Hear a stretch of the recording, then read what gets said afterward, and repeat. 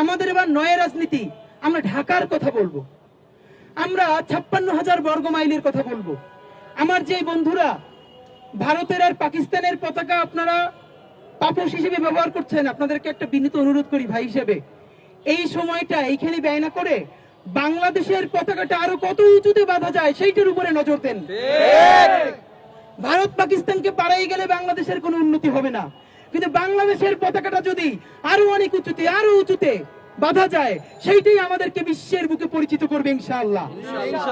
চলেন আমরা কেউ বিএনপি করবো, কেউ জামাত করবো, কেউ এনসিপি করবো, যা ইচ্ছা তাই করব, কিন্তু আমরা কোন দেশের তাবেদারি করব না, গোলামি করব না। আমাদের মননে মগজে চিন্তায় ভাবনায় যেটা অনুরণিত হবে সেটা শুধুই বাংলাদেশ।